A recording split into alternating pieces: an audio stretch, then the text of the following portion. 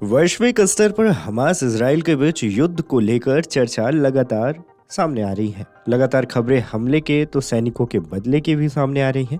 अब खबर है कि इजराइल ने युद्ध विराम को लेकर बड़ी पेशकश की है, जिसके बाद से ही मामला सुर्खियों में है। इजरायली पीएम बेंजामिन नेतन्याहू के सलाहकार ने अमेरिकी राष्ट्रपति बाइडेन प्रशासन के सामने हमास के युद्ध विराम और बंधकों की रिहाई के लिए एक नया समझौता प्रस्ताव पेश किया है। मीडिया रिपोर्ट्स की माने तो ये पेशकश ऐसे समय पे की जा रही है जब लेबनान में पेजर विस्फोट के बाद हिजबुल्ला के साथ भी इसराइल युद्ध की कगार पर है और पूरे पश्चिम एशिया में तनाव है। ईरान में हमास के टॉप लीडर इस्माइल हानिया को मौत के घाट उतारने के बाद भी इसराइल ने इसकी जिम्मेदारी नहीं ली थी। रिपोर्ट में बताया गया है कि पहले मोसाद ने हिजबुल्ला द्वारा ऑर्डर किए गए 5000 पेजर के अंदर विस्फोटकों की एक छोटी मात्रा को एक ऑपरेशन के तहत फिट करवाया था। फिर इजराइल की साइबर एजेंसी यूनिट 8200 ने इन हमलों को अंजाम दिया।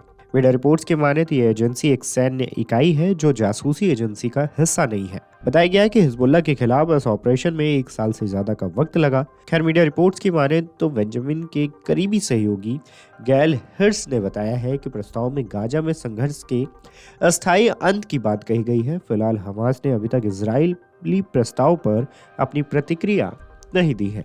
खबरों की माने तो इस समझौते में गाजा में हमास की कैद से सभी बंधकों की एक साथ रिहाई की मांग की गई है। इसके बदले इजराइल भी सभी फिलिस्तीनी कैदियों को रिहा करेगा। इजराइल ने हमास नेता याह्या सिनवार को निर्वासन में फिलिस्तीन से बाहर सुरक्षित ठिकाने का प्रस्ताव दिया है। गाजा में इजरायली सेना की उपस्थिति पर नई प्रस्तावित डील में बात नहीं की गई है, जो हाल के समय में एक अहम मुद्दा रहा है। अमेरिकी विदेश मंत्री एंटनी ब्लिंकन ने गुरुवार को यह कहा कि वो किसी भी पक्ष की ओर से ऐसी कोई कार्रवाई नहीं देखना चाहते जो गाजा युद्ध विराम समझौते को मुश्किल बना दे।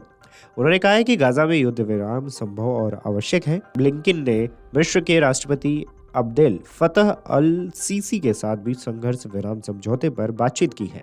मिस्र के राष्ट्रपति ने कहा है कि युद्ध विराम वार्ता और बंदियों की अदला बदली पर प्रगति करने के लिए बातचीत हुई है। इजराइल में हमास के साथ सीज फायर और बंदूक समझौते के लिए प्रधानमंत्री बेंजामिन नेतन्याहू पर अपने देश में दबाव बढ़ता जा रहा है। हाल ही में इजराइल में फिर एक बड़ा प्रदर्शन हुआ जिसमें प्रदर्शनकारियों ने बंधकों को वापस लाने की मांग की है।